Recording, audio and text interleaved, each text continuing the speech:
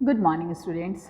हमने chapter 11 complete कर लिया है। Question answer question number A, B और सी हमने डिस्कस कर लिया था। क्वेश्चन नंबर डी भी हमने डिस्कस कर लिया था। अगर आप में से किसी को प्रॉब्लम होगा क्वेश्चन नंबर डी में तो मैं इसको व्हाट्सएप पे लिख के भेज दूंगी, आप उससे लिख लेंगे। अभी हम लोग क्वेश्चन नंबर ई को डिस्कस करते हैं। डिस्कशन के आधार पे ही आप कोशिश करेंगे कि क्वेश्चन का आंसर लिख लें। अगर फिर भी कोई दिक्कत होगी तो मैं आपको व्हाट्सएप पे क्वेश्चन आंसर भेजूंगी, आप उससे मिला लेंगे, ठीक है। लेकिन कोशिश खुद से करनी है आपको कि मैं खुद से लिखूं, ठीक है। जैसे पहला क्वेश्चन, जब चैप्टर हम लोग पूरा कंप्लीट कर लेते हैं तो उसमें जितनी भी बातें होती हैं उसको पूरी तरह से आपको समझ लेना होता है। समझ में नहीं आता है तो ये अच्छी बात नहीं है। फिर आपको ऑनलाइन क्लासेस हो या ऑफलाइन क्लासेस हो, आपको बार बार पूछना चाहिए कि ये चीज़ मेरी समझ में नहीं आया। मैं आपको मौका भी देती हूँ कि पूछिए इस चैप्टर में, अगर आपको कोई प्रॉब्लम है तो आपको चैप्टर को समझना है। जब चैप्टर को आप समझ लेंगे तो क्वेश्चन आंसर करने में कोई परेशानी नहीं होगी।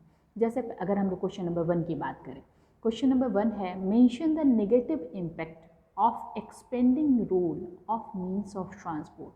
पूरे चैप्टर में हमने मीन्स ऑफ ट्रांसपोर्ट के बारे में पढ़ा। मीन्स ऑफ ट्रांसपोर्ट के बहुत सारे फ़ायदे पढ़े, एडवांटेजेस पढ़े। मीन्स ऑफ ट्रांसपोर्ट के आने से क्या फ़ायदे हुए, कैसे गाँव में भी गाँव तक सारी सुविधाएं उपलब्ध हैं, शहरों में भी गाँवों की सारी चीज़ें, खाना पीना जो हम लोग खा ले रहे हैं वो कहाँ, फार्मिंग कहाँ होती है, गाँव में होती है। तो ये सब मीन्स ऑफ ट्रांसपोर्ट की बदौलत है कि हम कहीं से कहीं आसानी से पहुंच जाते हैं। जॉब करने कोई कहीं भी जाता है, जब ज़रूरत हो लोग पहुंच जाता है। कोई बीमार पड़ता है तुरंत ट्रीटमेंट के लिए दिल्ली, कोलकाता, मुंबई, बड़े बड़े शहरों में पहुंच जाता है। ये सब मीन्स ऑफ ट्रांसपोर्ट की बदौलत। लेकिन हर चीज़ का अगर कुछ फ़ायदा है तो उसका कुछ नुकसान भी होता है। तो वही पहला क्वेश्चन आपसे ये पूछा जा रहा है, निगेटिव इम्पैक्ट, बुरा प्रभाव। निगेटिव मतलब होता है नकारात्मक। तो निगेटिव इम्पैक्ट क्या है मीन्स ऑफ ट्रांसपोर्ट जो इतना एक्सपेंड हो रहा है, फैल रहा है, बढ़ रहा है, तो इसके निगेटिव इम्पैक्ट्स क्या क्या हैं। तो मैंने बताया था कि पॉल्यूशन, सबसे पहले पॉल्यूशन, जितनी ज़्यादा गाड़ियाँ होती हैं उतनी ज़्यादा पॉल्यूशन होता है, उतना ही ज़्यादा ट्रैफिक जैम होता है, उतने ही एक्सीडेंट्स होते हैं, उतनी ही देर जब ट्रैफिक जैम होगा तो delay in delivery of goods भी होगा। तो यहाँ पे लिखा हुआ है पेज नंबर 91 में, आप पहले लिखेंगे, हेडिंग दे देंगे the negative impact of expanding role of means of transport are as follows. और उसके बाद यहाँ पे देखिए लास्ट पैराग्राफ यहाँ पे दिया हुआ है, ऐसे तो आपको याद भी हो गया होगा, पॉइंट में लिखेंगे। First the traffic jam, second हो गया delay in delivery of goods, सामान देर से पहुँचता है, थर्ड हो गया एक्सीडेंट्स, फोर्थ हो गया पॉल्यूशन। तो 4 नेगेटिव इम्पैक्ट हैं, इसमें कोई याद करने की चीज़ नहीं है। आसानी से आप जब समझ लेंगे तो आप लिख सकते हैं कि बुरा प्रभाव, गाड़ियाँ जितनी ज़्यादा होंगी उससे क्या बुराई हो सकता है, क्या बुरी चीज़ें हो सकती हैं, ठीक है। तो इसमें आप number 1, number 2, number 3 and number 4 लिख लेंगे। नंबर 1 क्या लिखेंगे, कुछ भी, किसी को भी आगे किसी को भी पीछे लिख सकते हैं। जैसे नंबर 1 आप लिख दीजिए pollution, number 2 accident, number 3 delay in delivery of goods, number 4 traffic jams. किसी को भी आगे किसी को भी पीछे करके लिख सकते हैं। बस ये 4 पॉइंट में आपका आंसर कंप्लीट हो जाएगा। सेकंड है suggest 3 ways to reduce vehicular pollution in cities.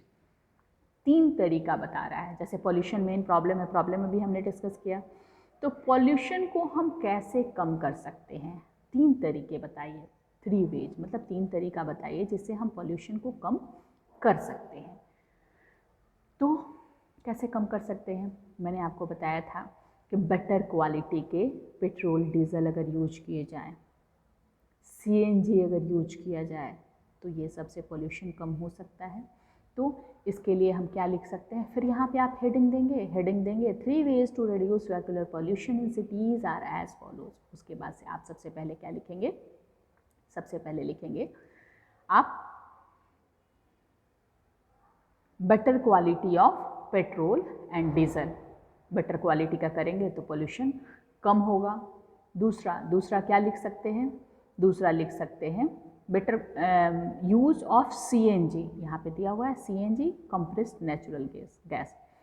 CNG का यूज जो है वो करेंगे तो पोल्यूशन कम हो सकता है। और तीसरा हम लिखेंगे यूज़ ऑफ पब्लिक ट्रांसपोर्ट। अगर हम पब्लिक ट्रांसपोर्ट यूज़ करते हैं या कार पूल करते हैं तो भी पॉल्यूशन कम होगा, क्योंकि गाड़ी कम चलेगी। जैसे कारपूल, कारपूल का मतलब क्या होता है? कारपूल का मतलब होता है, मान लीजिए कि एक ऑफिस में 4 लोग हैं, चारों एक जगह से ही जाते हैं या आसपास से जाते हैं, चारों 4 गाड़ियाँ निकालते हैं, चारों से पॉल्यूशन होता है, चारों का पेट्रोल खर्च होता है। लेकिन अगर एक दिन में एक आदमी निकाले, तीनों उसमें बैठ के चले जाएँ, चारों एक साथ बैठ के चले जाएँ, अगले दिन दूसरा निकाले, तो इसको कहते हैं कारपूल, है ना। तो इससे पॉल्यूशन भी कम होता है, खर्च भी कम होता है। तो कारपूल कर सकते हैं। या पब्लिक ट्रांसपोर्ट, आप ऑटो या बस या ट्रेन वगैरह यूज करिए ताकि पॉल्यूशन नहीं हो। वो तो गाड़ी ऐसे भी चल रही है, 50 लोगों को लेके जा रही है, तो आप भी चले जाएंगे, एक अकेले आपके लिए गाड़ी नहीं निकली। तो ये 3 तरीके से हम पॉल्यूशन घटा सकते हैं। पहला क्या हो सकता है? Use of better quality of petrol and diesel. Second, use of CNG.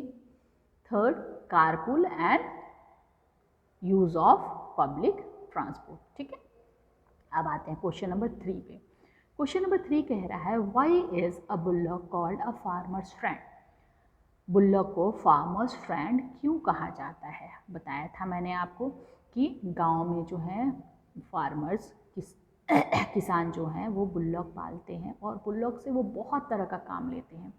बुल्लॉक उनके लिए पानी निकालने का भी काम कर देता है, बुल्लॉक जो है उनका खेत भी जोतने का काम कर देता है, बहुत सारा काम कर देता है। इसलिए बुल्लॉक को जो है वो क्या कहते हैं? फार्मर्स फ्रेंड कहते हैं। बुल्लॉक को फार्मर्स फ्रेंड क्यों कहते हैं? तो यहाँ पे दिया हुआ है, आप देखेंगे यहाँ पे एनिमल्स इन ट्रांसपोर्ट में दिया हुआ, पेज नंबर 90 में। ठीक है, bullock has been a farmer's friend since olden time. यहाँ से शुरू करेंगे आप। Bullock has been a farmer's friend since olden time because the farmers has use it to pull water from the well. कुआं से पानी खींचने के काम में करता है। प्लॉग द फील्ड, फील्ड भी प्लॉगिंग करता है। And transport the good to the market. सामान अगर पहुंचाना रहता है मार्केट तक तो वो भी बुल्लॉक कार्ट पे पहुंचा के वो लोग सामान को पहुंचा देते हैं, या बाजार से कुछ लाना रहता है तो वो भी ले आते हैं। That's why bullocks called the farmer's friend. समझ गए? नेक्स्ट आते हैं। अब नेक्स्ट क्या है? What steps are being taken to reduce traffic jams in cities? Question पूछ रहा है। जैसे इसके पहले वाला क्वेश्चन था कि वेहिकुलर पॉल्यूशन, पॉल्यूशन घटाने के लिए क्या किया जा सकता है। अब ये कह रहा है कि ट्रैफिक जैम घटाने के लिए क्या किया जा सकता है। जैसे निगेटिव इम्पैक्ट में हमने ट्रैफिक जैम बताया था, पॉल्यूशन बताया था, तो अब ये पूछ रहा है कि आखिर ट्रैफिक जैम होता है तो उसको हम लोग कम कैसे कर सकते हैं, पॉल्यूशन कैसे कर सकते हैं, बता दिया हमने। अब 4th क्वेश्चन है कि ट्रैफिक जैम को हम कैसे कम कर सकते हैं। तो ट्रैफिक जैम को कम करने के लिए हमें क्या करना होगा? ट्रैफिक जैम को कम करने के लिए सबसे पहले हमें पब्लिक ट्रांसपोर्ट का यूज़ करना होगा, मतलब गाड़ियाँ कम निकालनी होंगी। तो यूज़ ऑफ पब्लिक ट्रांसपोर्ट और कारपूल इसमें भी लिख सकते हैं। सेकंड, बिल्ड बाईपासेस, बाईपास बना दिया जाता है। जैसे मेन शहर से नहीं होके शहर के बाहर से, शहर भीड़ तो शहर में ही होती है, तो शहर के बाहर बाहर ही जो रोड होता है उसको बाईपास कहते हैं। तो बाईपास बना दिया जाए तो भी थोड़ा ट्रैफिक जैम कम होगा।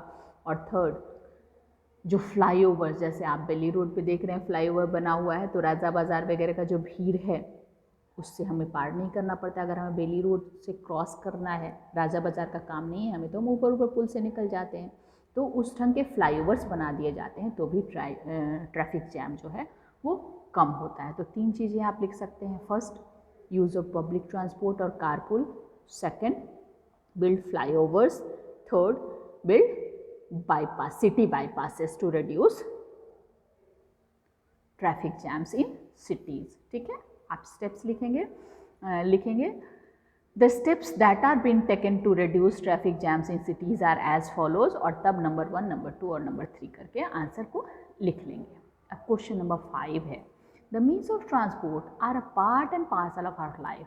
Explain the statement by highlighting the role of railway, roadway, airways and waterway. कह रहा है कि मीन्स ऑफ ट्रांसपोर्ट हमारा पार्ट एंड पार्सल है, हमारे लाइफ का पार्ट एंड पार्सल। अब पार्ट एंड पार्सल क्या होता है? पार्ट एंड पार्सल का मतलब होता है बहुत ज़रूरी अंग, जिसके बिना आपका काम नहीं चल सकता, जिसके बिना आपकी लाइफ पॉसिबल नहीं है। These things are called part and parcel of our lifes. तो obviously the means of transport are a part and parcel of our life, because without means of transport we can't live. कुछ भी नहीं कर सकते हम। एक दिन गाड़ी नहीं चलती है तो बहुत सारी मुश्किलें आती हैं, लोग का ऑफिस बंद हो गया, ये हो गया, और स्कूल नहीं आ पाए, बहुत तरह के प्रॉब्लम्स हो जाते हैं।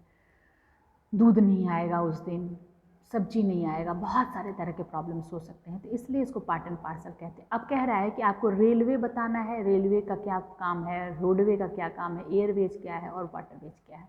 तो आप चारों को एक एक करके लिखेंगे। सबसे पहले रेलवे लिखेंगे, तो रेलवे को लिखेंगे railway are the most comfortable, बहुत कंफर्टेबल है क्योंकि इसमें हम सो भी सकते हैं, बाथरूम भी जा सकते हैं। Comfortable means of transport and it is very useful for carrying heavy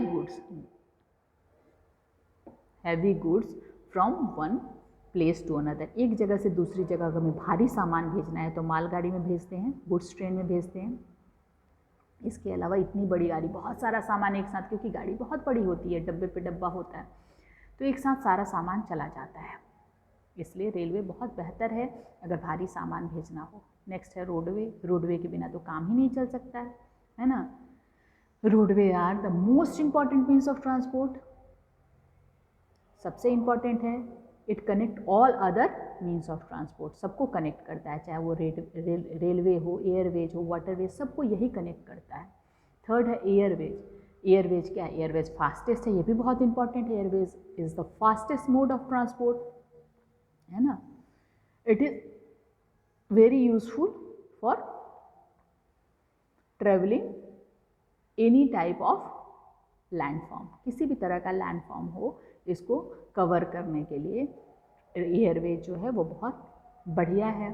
और नेक्स्ट है वाटरवेज। वाटरवेज भी हमारा ओल्डेस्ट मीन्स ऑफ ट्रांसपोर्ट है, तो आप लिखेंगे waterways are the oldest means of transport. It is very useful for transporting heavy goods from one country to another. अगर एक देश से दूसरे जगह देश अगर आपको सामान भेजना हो, भारी सामान भेजना हो, तो आपको वाटरवेज से ही भेज सकते हैं, क्योंकि ट्रेन तो जाएगा नहीं एक देश से दूसरी जगह, एरोप्लेन जाएगा या फिर शिप जाएगा।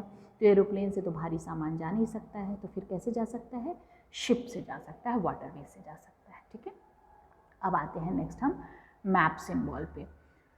मैप सिंबल में आपको मुंबई है तो महाराष्ट्र में मुंबई ढूंढेंगे, मिल जाएगा, कर लेंगे चिपका के, जैसे करते आए हैं। शिमला हिमाचल में ढूंढेंगे, गुड़गांव ढूंढेंगे यूपी में, अहमदाबाद ढूंढेंगे गुजरात में, मेरठ ढूंढेंगे, बीकानेर ढूंढेंगे। ये स्टेट्स के आधार पे आप इसको ढूंढ लेंगे जगहों का नाम, और जगहों का नाम ढूंढ के और उसको बता देंगे। नहीं मिलेगा एग्जैक्ट मेरठ कहाँ है, एग्जैक्ट बीकानेर कहाँ है, एग्जैक्ट अहमदाबाद कहाँ है, तो बस स्टेट का नाम आप बता देंगे। ठीक है, इसके बाद आपको ये क्वेश्चन को करना है, लिस्ट द 5, यहाँ पे आपको पिक्चर दिया हुआ है।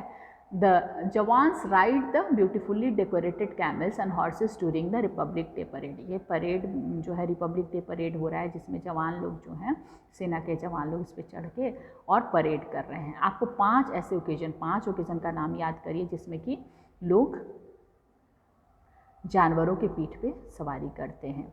आप 5 फेस्टिवल्स का नाम याद करिए, ओकेजन्स का याद करिए। शादी ब्याह में भी आप देखते होंगे कि करते हैं लोग, है ना। बहुत सारे ओकेजन्स अलग अलग स्टेट्स में अलग अलग फेस्टिवल्स होते हैं जिसमें लोग जानवरों के पीठ पे सवारी करते हैं। जैसे राजस्थान में कैमल हो गया, आपको बहुत जगह जो घोड़े पे चढ़ते हैं लोग, बहुत जगह जो लोग हैं वो लोग म्यूल पे चढ़ते हैं। तो फेस्टिवल्स का नाम या ओकेजन्स का नाम आपको 5 बताना है। ठीक है, नेक्स्ट डे हम लोग जो है वो लेटस कम्युनिकेट करेंगे, लेकिन उसके पहले इस क्वेश्चन इसका पूरा चैप्टर जो है उसको कंप्लीट करने की कोशिश करेंगे। आपको कोशिश करेंगे, अगर नहीं होता है वीडियो को देखेंगे, वीडियो को देख के करने की कोशिश करेंगे, नहीं होता है तो फिर मैं कल व्हाट्सएप पे क्वेश्चन आंसर लिख के भेज दूँगी, लेकिन कोशिश आपको खुद से करनी है। ठीक है, ओके बेटा, बाय।